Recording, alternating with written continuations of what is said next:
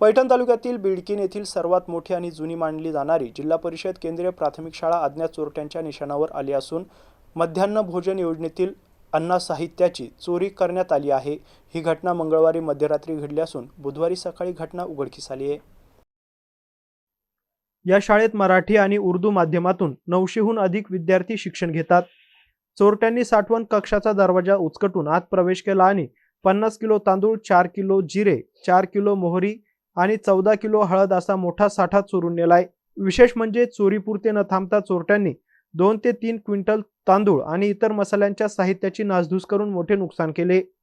माहिती मिळताच बिडकीन पोलिसांनी घटनास्थळी धाव घेत पंचनामा केला असून गुन्हा दाखल करण्यात आला आहे। यापूर्वी देखील अशा घटना या ठिकाणी घडल्या आहे। मागील 5 ते 6 महिन्यांपासून शाळा परिसरात सीसीटीव्ही कॅमेरे फोडणे, नळ तोडणे आणि खिडक्यांची तोडफोड करणे अशा घटना वारंवार घडत आहे। प्रशासनाने याकडे वेळेत लक्ष का दिले नाही असा संतप्त सवाल पालकांकडून उपस्थित केला जातोय। विद्यार्थ्यांसाठी पर्यायी व्यवस्था दरम्यान विद्यार्थ्यांचे नुकसान टाळण्यासाठी मुख्याध्यापक रमेश जवादवाळ यांनी तातडीने पर्यायी व्यवस्था करून बुधवारी विद्यार्थ्यांना पोषण आहार उपलब्ध करून दिला। गुरुवारपासून ही व्यवस्था पूर्णपणे सुरळीत होईल अशी माहिती त्यांनी दिली। या घटनेमुळे विद्यार्थ्यांच्या सुरक्षा आणि पोषणाचा प्रश्न पुन्हा एकदा ऐरणीवर आलाय। गौतम बनकर, एमसी न्यूज पैठण, छत्रपती संभाजीनगर।